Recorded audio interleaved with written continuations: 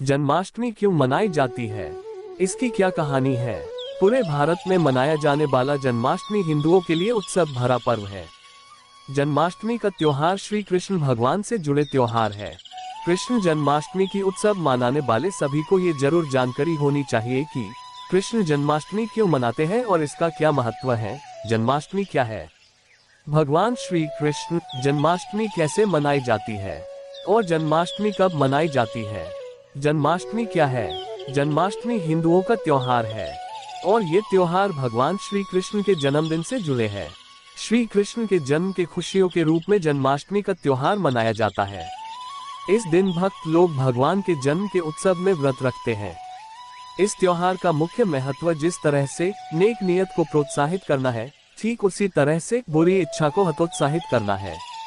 भगवान श्री कृष्ण का जन्म मथुरा की भूमि पर हुआ था। श्री कृष्ण भगवान विष्णु के 8वें अवतार है। धरती पर उनके जन्म का मकसद अधर्म और अन्याय को खत्म करना था। आगे अब उन्हीं के बारे में कुछ जरूरी जानकारी देने वाले हैं। भगवान श्री कृष्ण देवताओं में भगवान श्री हरि विष्णु के अवतार भगवान श्री कृष्ण है, जिन्होंने अपने जीवन के हर पड़ाव में अलग अलग लीलाएं किया है। भगवान श्री कृष्ण का पूरा बचपन उनकी अद्भुत लीलाओं से भरा पड़ा है। भगवान कृष्ण के कुल 108 नाम है, जैसे बाल गोपाल, कान्हा, मोहन, केशव, श्याम, वासुदेव, कृष्ण और कई अन्य। श्री कृष्ण देवकी और वासुदेव के 8वें पुत्र थे। उनके जन्मोत्सव में उनकी बाल लीलाओं का रूप अधिक देखने को मिलता है। उनकी युवावस्था की भी कई अद्भुत कहानियां प्रसिद्ध हैं। कभी वह एक राजा के रूप में गरीबों के मसीहा बनकर सामने आते हैं, तो कभी भगवान के रूप में भक्तों के पालनहार बनते हैं। भगवान विष्णु ने धरती को पापियों के जुल्मों से मुक्त कराने के लिए श्री कृष्ण के रूप में अवतार लिए था। कृष्ण के रूप में उन्होंने न केवल कंस जैसे अत्याचारी राजा का वध किया, बल्कि महाभारत के युद्ध में अर्जुन को गीता का उपदेश देकर कर्म का सिद्धांत भी बताया।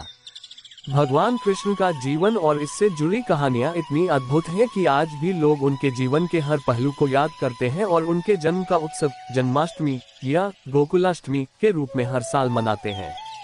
मथुरा नगरी का राजा कंस, जो बहुत अत्याचारी था, उसके अत्याचार दिन प्रतिदिन बढ़ते ही जा रहे थे।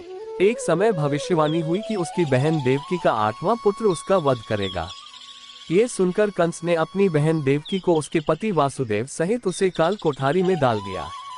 बध होने के डर से कंस ने कृष्ण से पहले जन्मे देवकी के 7 बच्चों को मार डाला था। कृष्ण जन्म के समय घनघोर वर्षा और चारों तरफ घना अंधकार छाया हुआ था। श्री कृष्ण का अवतरण होते ही वासुदेव देवकी के कारागार के द्वार की बेड़ियां स्वयं ही खुल गए। पहरेदार गहरी निद्रा में सो गए। वसुदेव किसी तरह श्री कृष्ण को उफनती यमुना के पार गोकुल में अपने मित्र नंदगोप के घर ले गए। वहां पर नंद की पत्नी यशोदा को भी एक कन्या उत्पन्न हुई थी। वसुदेव श्री कृष्ण को यशोदा के पास सुलाकर उस कन्या को ले गए। कंस ने उस कन्या को पटककर मार डालना चाहा, किंतु वह इस कार्य में असफल ही रहा। श्री कृष्ण का पालन पोषण यशोदा माता और नंद की देखरेख में हुआ। बाल्यकाल में ही श्री कृष्ण ने अपने मामा के द्वारा भेजे गए अनेक राक्षसों को मार डाला और उसके सभी कुप्रयासों को विफल कर दिया, और अंत में श्री कृष्ण ने दुष्ट कंस को ही मार दिया। श्री कृष्ण के जन्मोत्सव का नाम ही जन्माष्टमी है। गोकुल में ये त्योहार गोकुलाष्टमी के नाम से मनाया जाता है। जन्माष्टमी क्यों मनाया जाता है? भगवान विष्णु के 8वें अवतार माने जाने वाले भगवान कृष्ण के जन्म दिवस को जन्माष्टमी के रूप में मनाया जाता है। श्री कृष्ण को माखन, दूध, दही काफी पसंद था, जिसकी वजह से उन्हें जहां कहीं भी माखन दिखता वह खा जाते थे। इसलिए वृंदावन में महिलाओं ने माखन की मटकी को ऊंचाई पर लटकाना रखना शुरू कर दिया, जिससे कि श्री कृष्ण का हाथ वहां तक न पहुंच सके। लेकिन नटखट कृष्ण ने अपने दोस्तों के साथ मिलकर योजना बनाई और साथ मिलकर ऊंचाई लटका कर रखा मटकी से दही और माखन चुरा लिया। वहीं से प्रेरित होकर दही हांडी शुरू हुआ। भगवान कृष्ण का जन्मोत्सव पारंपरिक तौर तरीके से पूरे देश में मनाया जाता है।